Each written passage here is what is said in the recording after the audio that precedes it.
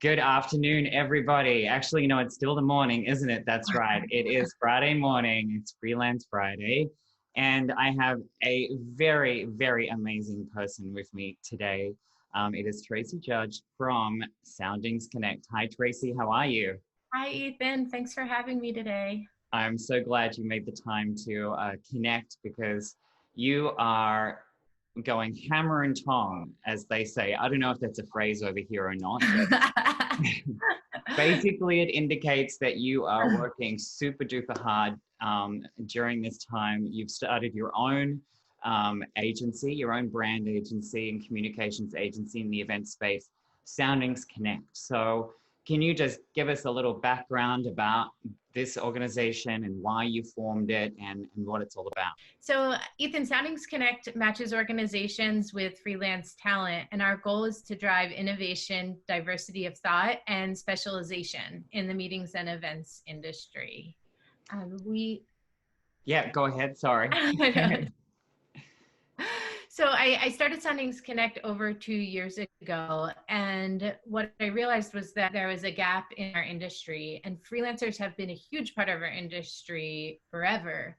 But what happened a lot was that freelancers get white labeled under other organizations, and very rarely were freelancers working directly with corporations or associations.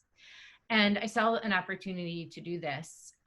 My experience was always in third-party meeting management. I started as a travel director with Merritt's Travel. I was a planner, did proposal development, supporting sales, hotel sourcing. And then I left and went to a smaller agency called Cadence Travel in La Jolla in a sales and account management position. And then when I left, I was leading their meetings and incentives division. And what I realized over that, 13, 15 years of experience was that a lot in our industry was changing. And a big part of that had to do with technology. So things like Cvent that used to be proprietary to larger organizations was now available for everyone. And data management and owning your own data became more important.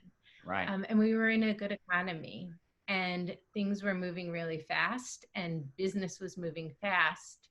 So what I realized is that what our customers needed was really changing, and a lot of customers didn't need a full agency. They needed someone they could plug in to their organization that could bring different perspectives, that could bring different experience, act like part of their team for whatever the project was, and then and then maybe come back the next year and help, or help with different projects.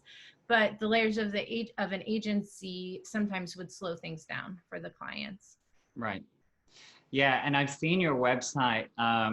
It kind of acts almost like for want of a better phrase, a talent agency for event producers or people with event management skills.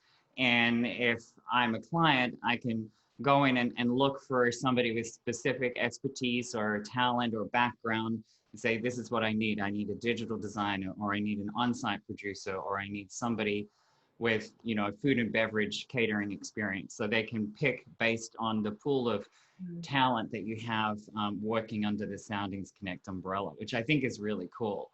And it's certainly a niche space that you've sort of established in the last couple of years, and you've had to shift very rapidly in the most sort of like recent months. And this is where you're doing a lot of like these virtual capabilities, and these are the freelancers who have these particular skill sets or experience or know-how that are turning to you or can be a part of your team for clients wanting to do virtual events. Yeah, we a big focus of ours right now is on virtual events, and I think I was lucky time-wise for when I started Soundings Connect. A lot of my focus was on when I was in grad school at San Diego State, and I got really into understanding the freelance economy and what tech companies were doing and what the creative industry was doing, and how they were really using freelancers to innovate. So I built a model that was flexible in that way. And a lot of people have said to me, Tracy, that's really great how quickly you were able to pivot your business during this. But the fact was that I actually didn't have to pivot my business model. My business model was always the same. And how we call them personas on our websites, but Got it. it's specializations. And how I built out all of those specializations were talking to my customers and understanding where there is gaps in their teams and where they could use freelancers to help. And also talking to freelancers and interviewing them and getting a better idea of what their specialties were. So a lot of the personas that we came from were driven by what customers needed and what freelancers could provide. So now, I think June was a really tough month for our industry. I think the beginning of June started looking somewhat promising, and the end of June, because of the spread of the virus and media and all of those reasons, I think the harsh reality hit that we have a long time to go before we're back. Right. And that's where our focus has really turned on this virtual event space. What we did right away when this happened is we looked at our database and said, how many freelancers have virtual event experience? And we did have some, but not a lot of people did, because virtual events haven't taken off in the past. And then we looked next at our database of freelancers and said, of these people, who has comparable live event experience and has a high aptitude for technology. And we started really focusing on what positions in the live event world are comparable to the position in the virtual event world. And we're leaning into this even harder now. We started with webcast producer positions. So, a green room concierge, getting somebody ready to go live on a webinar. And now what we're realizing is there's more technical positions that might also go more into the production world as well. So we're looking at what roles exist now, what roles are going to be needed, and how do we, we're essentially pivoting the skills and experience of freelancers into those new roles. Right. So you're really kind of helping them identify areas of growth for themselves as well, in order to be able to still provide value-added services for clients going into the future. And I think that kind of answers the next question I was going to ask, which was around the type of opportunities that you're offering freelancers. And you also, I was going to ask you about how you engage with the community, but obviously from being in the space for 13, 15 years, you would have interacted with so many different players. And I guess you just sort of started going out when you formed the company to sort of say, hey, look, I want you to be a part of this. I want you to have a look at our model and provide you with an extra kind of avenue to increase your client base and so forth. Is that kind of where you sort of started with it all, when you wanted to start talking to people, providing them with these opportunities? Yeah, I'm lucky that I have a really large network in this business, and it's a great industry to be in. And I've made a lot of friends and business associates along the way. So a lot of how we've grown is by word of mouth.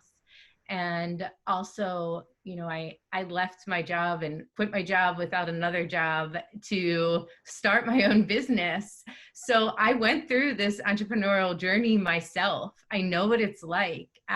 In the beginning, I jumped in on certain projects because I wanted to know what it was like being a freelancer, going into an organization, and how do I make the freelancer successful and how do I make the company successful? So I jumped in the beginning, and even I covered a maternity leave for a corporate planner, so I could learn what that was like. So I doing it myself, I have a sweet spot for freelancers, and I am their biggest fans. I think that having, professional freedom is so important personally for me, and I want to help other people continue to have that as well. And a market like this, it's tough for all of us right now in the industry, but it also provides us a lot of opportunities coming out of this. And one of the things we're going to see is that specialization is going to be so much more important than it was before. And, you know, meeting planners were kind of jack of all trades. You know how to do everything and you're figuring it out as you go. But because COVID brings us so many new challenges that we've never thought about. I mean, just simply, okay, you planned live events, now you have to add a virtual component. And now, once we go back live, now you have to understand hybrid events. And don't forget all of the safety standards that are going to change as well. So I think it's unrealistic that internal meeting planners or, you know, third-party meeting planners, that they're going to have all the answers, and it's too much pressure for one person. So I think specialization, like specializing in certain parts of virtual events, or learning a lot about safety for events and what that's going to look like, is important. So that's what we're focused on at Soundings Connect right now, is what does the future of meetings and events look like? And what are the positions that are going to be needed on our recovery and in the future? And we're trying to find those opportunities from a business perspective, identify them, and then figure out how can we provide resources to freelancers to help them grow into those roles. And you kind of started that or activated that really already with the Thrive. I can't even speak. The Thrive Forum. The Thrive Forum, right? Because this is an elevated platform for the community where you not only support your goal to have other people succeed and grow in their, you know, professional brand and identity, but also learn from each other and be prepared for the things that are changing and, you know, developing faster than we ever expected. So what is has Thrive launched, and how does that work? How do people join Thrive? Yeah, so Thrive launched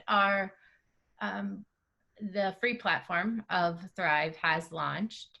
And Thrive was really, you know, the idea of this was always on our roadmap. And what really escalated us launching it faster was during COVID. We didn't have work for freelancers, some, but not a lot. And the only thing we could really offer was community and education.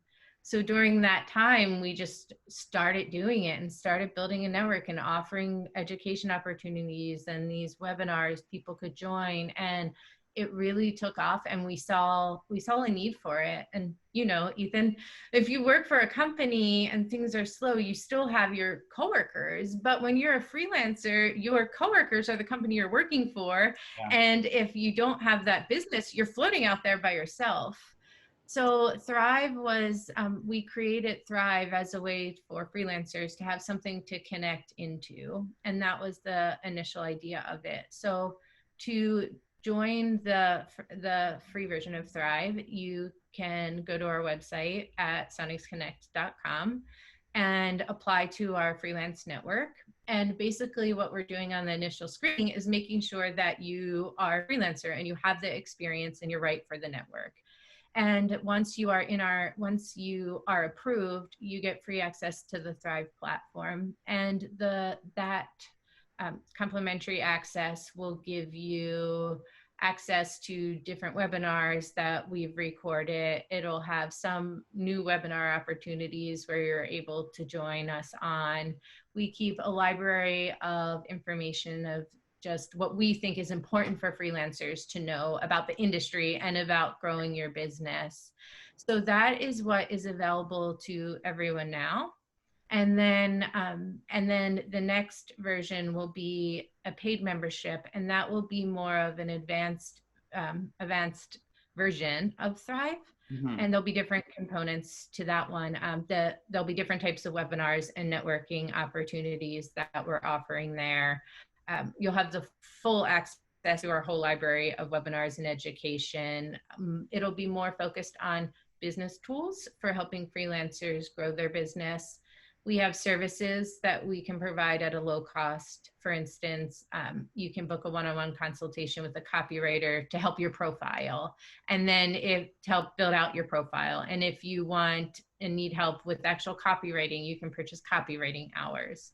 So there'll be business services. And then the last piece of it is a preferred supplier network. So, Oh, great.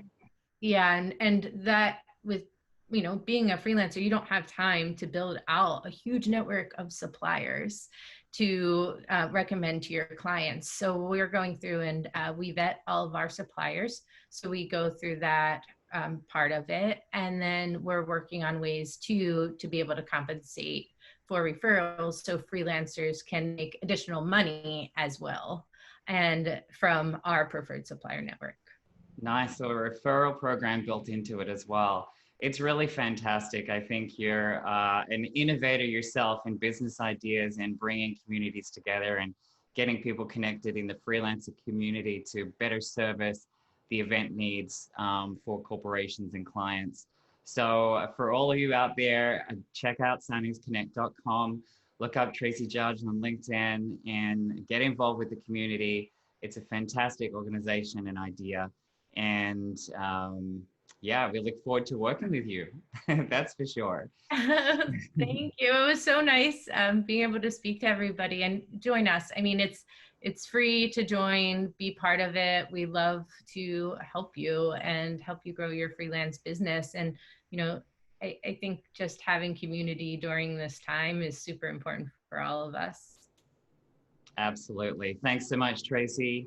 I'm Ethan Carter signing off with Freelance Friday.